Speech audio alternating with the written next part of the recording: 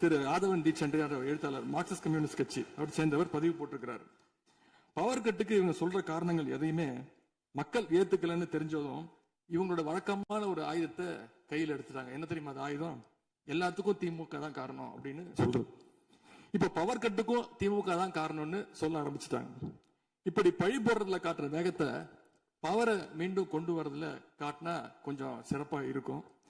எங்க ஆட்சியில ஏற்படாத மின்வெட்டு இந்த ஆட்சியில தொடர்ந்து இவ்வளவு அதிகமாக ஏற்பட என்ன காரணம்? அரசுடைய நிர்வாக திறமையின்மையா, இல்ல உண்மையிலேயே ஏதாவது டெக்னிக்கல் இஷ்யூஸ் இருக்கா? அப்படி ஏதாவது இருந்தா அதை தீர்க்க இந்த அரசுக்கு இன்னும் எத்தனை நாள் தேவைப்படும்? இந்த நிலைமை தொடராம இருக்க என்ன நடவடிக்கை எடுக்க போறீங்கன்னு முதலமைச்சர் அவர்கள் தன்னுடைய பதிலுரையில சொல்லணும். ஒரே ஒரு ஆறுதல், ஒரே ஒரு மகிழ்ச்சியான செய்தி என்னன்னா, ஆளுநர் உரையின் பொழுது சட்டமன்றத்தில் பவர் கட் ஆகல. அதுக்கு இந்த அரசை பாராட்டலாம்னு நான் நினைச்சேன். அப்படி நினைக்கும் போது பாத்தீங்கன்னா சட்டசபை நிகழ்ச்சியை லைவ்ல கட் பண்ணிட்டாங்க. இன்னைக்கு லைவ்ல வந்துட்டு இருக்கா அப்படின்னு எனக்கு தெரியல, கொடுத்திருக்கிறதா சொன்னாங்க. பணு பேரவைத் தலைவர் அவர்களே, எங்களுடைய திராவிட மாடல் ஆட்சி நடந்தப்போ 5 வருஷமும் நாங்க குறுவை சாகுபடிக்காக மேட்டூர்ல இருந்து சொன்ன தேதியில தண்ணீர் திறந்து விட்டுருக்கிறோம். ஆனா புதிய அரசு ஆட்சிக்கு வந்திருக்கக்கூடிய இந்த சமயத்துல மேட்டூர் அணையில நீர் திறக்கிற அளவுக்கு அங்க தண்ணீர் இல்லை. குறிப்பா ஜூன் மாசத்துல 9.91 டிஎம்சி தண்ணீரை தமிழ்நாட்டுக்கு திறந்து விடணும்னு காவிரி நதிநீர் மேலாண்மை ஆணையம் கர்நாடகாவுக்கு உத்தரவு போட்டது. ஆனா இந்த நிமிஷம் வரைக்கும் அந்த உத்தரவை கர்நாடகா நிறைவேற்றல. அதை நிறைவேற்ற முதலமைச்சர் என்ன செய்ய போறாருன்னு பதிலுரையில சொல்லணும். அதேபோல் டெல்டாவில் 6 லட்சம் ஹெக்டேர் அளவுக்கு குறுவை சீசன்ல குறுவை சாகுபடி ஆகும். இந்த முறை மேட்டூர் அணையில தண்ணீர் திறக்காததால அரசு அறிவிச்சிருக்கக்கூடிய குறுவை சிறப்பு தொகுப்பு ஸ்பெஷல் பேக்கேஜ் 134 கோடி ரூபாய்க்கு அறிவிச்சிருக்கிறீங்க. அது பத்தலன்னு இன்னைக்கு விவசாயிகள் போராடிட்டு இருக்கிறாங்க. சிறப்பு தொகுப்பு கஷ்டத்தை போக்காது, உரிய நிவாரணத்தை விரைவா அறிவிக்கணும்னு விவசாயிகள் எல்லாம் போராடிட்டு இருக்கிறாங்க.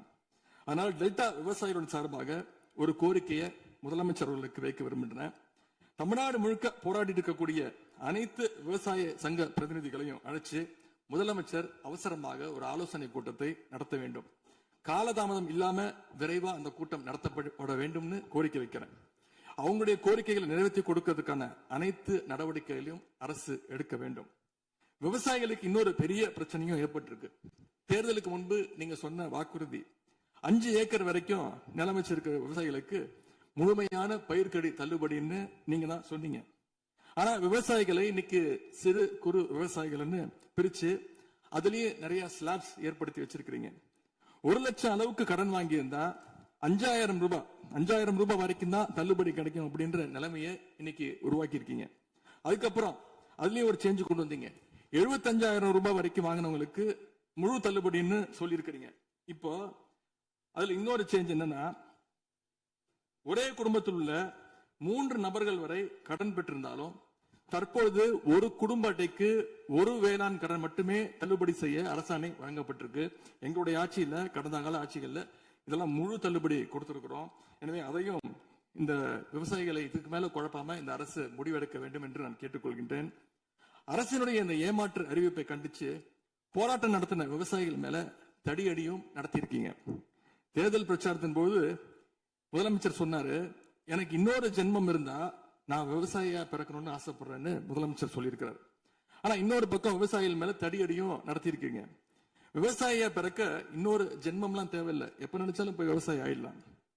ஆகவே வெற்று வார்த்தைகளால விவசாயிகளை ஏமாத்தாம இந்த அரசு செயல்படணும்னு நாங்க விரும்பி கேட்டுக்கொள்கின்றோம். மேட்டூர் அணையை திறக்காது, மேகதாது அணை பிரச்சனை, பயிர்க்கடன் தள்ளுபடியில ஏமாற்றம்னு இந்த 1 மாசத்துல மட்டும் விவசாயிகள் பல சோதனைகளை சந்திச்சிருக்கிறாங்க. இன்னும் பேரவைத் தலைவர் அவர்களே, இன்னொரு முக்கியமான விஷயம், இந்த ஆட்சியில அரசு பள்ளிகள்ல நடக்கிற கூத்தெல்லாம் பார்க்கும்போது ரொம்ப அதிர்ச்சியாக இருக்கின்றது. முன் எப்போதும் இல்லாத வகையில அரசு பள்ளிகளுக்குள்ள சட்டமன்ற உறுப்பினர்கள் போறாங்க. தப்பில்ல, போகணும், ஆய்வுகள்லாம் செய்யணும். ஆனா பள்ளி மாணவர்கள் மத்தியில மோசமான கருத்துக்களை கொண்ட பாடல்களை எல்லாம் ஒளிபரப்பி எல்லாரும் டான்ஸ் ஆட சொல்றாங்க. முதலமைச்சரோட போட்டோ மாற்றுறதோ பாடல் போடுறதோ இங்க பிரச்சனை கிடையாது. ஆனா அவங்க என்ன பாட்டை மாணவர்கள் மத்தியில போடுறாங்க அப்படிங்கிறது தான் இங்க இருக்கக்கூடிய பிரச்சனை. மாணவர்களுக்கு தன்னம்பிக்கையும் ஊக்கமும் அளிக்கிற மாதிரியான கருத்தான பாடல்களை போட்டா பரவாயில்ல. ஆனா சினிமா படங்கள்ல வர குத்து பாடல்கள், தவறான அர்த்தம் கொண்ட பாடல்கள் எல்லாம் குழந்தைகள் மத்தியில் ஒளிபரப்பி அதை ஏற்கவே முடியாது. எனவே முதலமைச்சர் தலையிட்டு உடனே இதை நிறுத்தணும்னு கேட்டுக்கொள்கின்றேன். அடுத்து மிக முக்கியமான ஒரு பிரச்சனையை இந்த அரசின் கவனத்துக்கு கொண்டு வர விரும்புகிறேன். இன்னைக்கு தமிழ்நாட்டுடைய சட்டம் ஒழுங்கு நிலைமை எப்படி இருக்குன்னு செய்திகளை பார்த்தா அவ்வளவு கொடூரமாக இருக்கிறது. ஒரு மாசத்துல 200க்கும் மேற்பட்ட பாலியல் குற்றங்கள் நடந்திருக்கு. அதுல 100க்கும் அதிகமான குற்றங்கள் சிறுமிகள் மீதான பாலியல் வன்கொடுமைகள். ஜனநாயக நடைமுறைக்கு எதிராக குழந்தைகளை பயன்படுத்தி பெரியவங்க கிட்ட வாக்கு கேட்டார் என்று இருக்கக்கூடிய முதலமைச்சர். ஆனா அவர் ஆட்சியில குழந்தைகளுக்கும் பாதுகாப்பு இல்ல, பெரியவங்களுக்கும் பாதுகாப்பு இல்லைங்கிற நிலைமை இன்னைக்கு நடந்துட்டு இருக்கு. இந்த புதிய அரசு ஆட்சிக்கு வந்த ஒரு சில நாட்கள்லயே கோயம்புத்தூர்ல 10 வயது பெண் குழந்தைய பாலியல் வன்கொடுமை செஞ்சு கொலை பண்ணியிருக்கிறாங்க. முக்கியமா தமிழ்நாட்டையே உலுக்கிய ஒரு கேஸ், கும்மிடிப்பூண்டியில ஒரு 3 வயது குழந்தை பாலியல் வன்கொடுமை செய்யப்பட்டு புதர்ல வீசப்பட்டு அதன் பின்பு அந்த குழந்தை இறந்தும் போயிடுச்சு. இந்த சம்பவத்துக்கு நீதி கேட்டு அங்க இருக்கக்கூடிய மக்கள்லாம் போராட்டத்துல இறங்கிட்டாங்க. கோயம்புத்தூர்லயும் சரி, கும்மிடிப்பூண்டியிலும் சரி, 2 சம்பவத்திலுமே மரணமடைஞ்ச குழந்தைகளுடைய உடலை பெற்றோர்கிட்ட முறையா கொடுக்காம வேற இடத்துல காவல்துறை மூலமாகவே அடக்கம் பண்ணிருக்கிறாங்க. இதையெல்லாம் பாக்குறப்போ நாம இன்னைக்கு தமிழ்நாட்டில் தான் இருக்கிறோமா, இல்ல உத்தரப்பிரதேசம், மத்திய பிரதேசம் மாதிரி வடநாட்டில் இருக்கோமான்னு எங்களுக்கு சந்தேகம் வருது. சிங்கப்பெண் படைன்னு ஒரு திட்டத்தை முதலமைச்சர் அவர்கள் தொடங்கினார். அந்த திட்டம் வந்த அடுத்த நாளே காவல்துறை சேர்ந்த ஒரு பொண்ணுக்கு 3 பேர் பாலியல் தொல்லை கொடுத்திருக்கிறாங்க.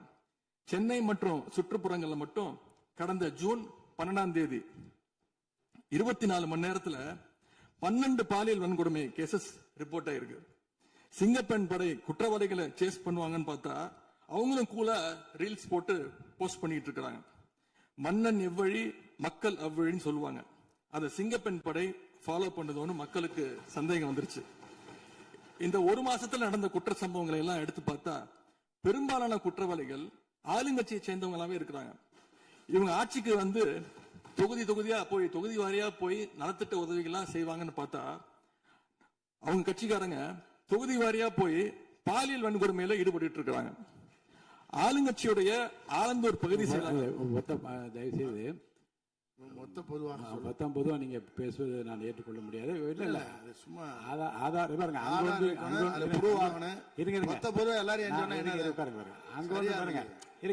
உட்காருங்க. அங்கொன்றும் இங்கொன்றுமாக சில நிகழ்வுகள் நடந்திருந்து அதில் ஆளுங்கட்சி இருந்திருந்தால் கூட மாண்பு முதலமைச்சர் நடவடிக்கை எடுத்திருப்ப செய்தியில் வந்து கொண்டுதான் இருக்கு. நான் பத்திரிகைகளை பார்க்கிறேன். அதனால் குறிப்பிட்டு இந்த இடத்தில் இந்த கட்சிக்காரர் என்று நீங்கள் பெயர் குறிப்பிட்டு பேசினா அதை ஏற்றுக்கொள்வதை எனக்கு ஆட்சேபனை இல்லை. பொதுவாக பேசுவதை தவிர்க்க வேண்டுகிறேன். அவை குறிப்பிட்டு அது மட்டும் நீக்கப்படுகிறது. ஆளுங்கட்சியுடைய ஆலந்தூர் பகுதி செயலாளர் பேர் குறிப்பிட்டு சொல்றேன். கணவரால் கைவிடப்பட்ட ஒரு பெண்ணுக்கு ஆலந்தூர் பகுதி செயலாளர் கணவரால் கைவிடப்பட்ட ஒரு பெண்ணுக்கு பண உதவி செய்யறேன்னு சொல்லி அவங்க பாலியல் ரீதியா துன்புறுத்த முயற்சி பண்ணியிருக்கிறார். சேலத்துல இன்னொரு பொள்ளாச்சி சம்பவம் மாதிரி ஆளுங்கட்சி ஆதரவாளரான மணிகண்டன் என்னும் நபர் 50க்கும் அதிகமான பெண்களை பாலியல் வன்கொடுமைக்கு ஆளாக்கியிருக்கிறார். திருவாரூர்ல ஆளுங்கட்சியுடைய திருத்துறைப்பூண்டி ஒன்றிய செயலாளர் கல்லூரி மாணவியை ஈவ்டீசிங் பண்ணி இப்ப கம்பி எண்ணிட்டு இருக்கிறார். இது எல்லாத்துக்கும் மேல ஒரு கொடுமை, தூத்துக்குடியில ஆளுங்கட்சியை சேர்ந்த ஒரு அப்பாவி பெண்ணை 2 ஆளுங்கட்சி ஆட்கள் கார்ல அழைச்சிட்டு போய் மயக்க மருந்து கொடுத்து கூட்டு பாலியல் வன்கொடுமை கேங் ரேப் பண்ணிருக்காங்க. இந்த சம்பவத்தை பத்தி பேசின பாதிக்கப்பட்ட பெண் திருவைகுண்டம் சட்டமன்ற உறுப்பினர் திரு சரவணன் சொல்லிதான் அழைத்து செல்லப்பட்டதாக டிவியில பேட்டி கொடுத்திருக்கிறாங்க. எல்லா மேலிடத்துக்கு தெரியும் அப்படின்னு பாதிக்கப்பட்ட பெண் பேட்டி கொடுத்திருக்கிறாங்க. யார் அந்த மேலிடம் அப்படின்னு இன்னைக்கு மக்கள் கேட்க ஆரம்பிச்சிருக்கிறாங்க. தனக்கு நேர்ந்த கொடுமையை ஆளுங்கட்சியினுடைய அமைச்சர்கள் 2ஆம் கட்ட 3ஆம் கட்ட தலைவர்கள் கிட்ட சொன்னதாகவும் பாதிக்கப்பட்ட பெண் இன்னைக்கு சொல்லியிருக்கிறாங்க. ஆனா நடந்தது என்ன? யார் தப்பு பண்ணாலும் நடவடிக்கை எடுக்க தயங்க மாட்டேன்னு சொன்னார் நம்முடைய முதலமைச்சர். ஆனா இந்த சம்பவத்துல குற்றம் சாட்டப்பட்டுள்ள சட்டமன்ற உறுப்பினர் மேல என்ன நடவடிக்கை எடுத்தாங்கன்னு தெரியல. அதுக்கு மாறா பாதிக்கப்பட்ட பெண்ணை கட்சியிலிருந்து நீக்கி இருக்கீங்க. இதுக்கு பேர் தான் மாற்றமா? இதுக்கு பேர் தான் தூய சக்தியா அப்படின்னு மக்கள் கேட்கிறாங்க. முதலமைச்சர் அவர்களே, பேரவைத் தலைவர் அவர்களே, நம்முடைய முதலமைச்சர் அவர்கள் 6 மாசம் டைம் எடுத்துட்டு வந்து சட்டம் ஒழுங்க நிலைநாட்டுற வரைக்கும் நாங்க காத்துக்கிட்டு இருக்க முடியாது, நாடும் தாங்காது. இத பத்தி கேள்வி எழுப்பினா கூட காவல்துறைக்கு பொறுப்பு வைக்கக்கூடிய முதலமைச்சர் எதுவும் பேச மாட்டேங்கிறார். To remain silent in the face of evil is itself evil அப்படின்னு ஒரு பழமொழி உண்டு. அது யாருக்கு பொருந்ததோ இல்லையோ இந்த அரசுக்கு சரியாக பொருந்தது. ஆகவே முதல் வேலையா சட்டம் ஒழுங்கை காப்பாற்றுறதுக்கு முக்கியத்துவம் கொடுத்து இந்த அரசு நடவடிக்கை எடுக்கணும்னு கேட்டுக்கொள்கிறேன். மாண்புமிகு எதிர்க்கட்சி தலைவர் அவர்கள் ஆளுநர் உரைக்கு நன்றி தெரிவித்து ஆளுநர் உரை பற்றி பேசுவார் என்று உங்களைப் போல நான் ஆர்வமாக எதிர்பார்த்துக் கொண்டிருக்கிறேன். ஆதாரம் இல்லாமல் குற்றச்சாட்டுகளை தவிர்க்க வேண்டும் என்று நான் கேட்டிருக்கிறேன். நீங்கள் கொடுத்திருக்கிற அந்த ஆதாரங்களை எல்லாம் உன்னிப்பாக மாண்புமிகு முதலமைச்சர் கவனித்துக் கொண்டுதான் இருக்கிறார், குறிப்பீடு எடுத்துக் கொண்டிருக்கிறார். அவர் நாளை உங்களுக்கென்று நமக்கென்று அவர் பதிலளிக்கவும் காத்திருக்கிறார்.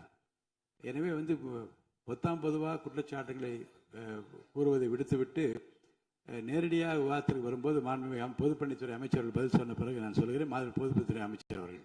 மாண்புமிகு பேரவைத் தலைவர்களே, உறுதியாக சட்டமன்ற உறுப்பினர்கள் எதிர்க்கட்சி தலைவருடைய அனைத்து கருத்துக்களுக்கும் மாண்புமிகு முதலமைச்சர் அவர்கள் நாளைக்கு பதில் சொல்ல போறாரு. அதற்கு முன்பு ஒரே ஒரு குறிப்பு.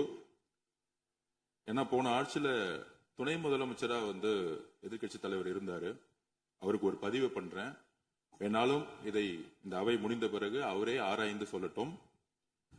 As per the NCRP report for 2024, the number of the crimes against children reported in the state increased by the more than 40% in 2024, with 10,046 cases registered compared to 6,968 cases in 2023.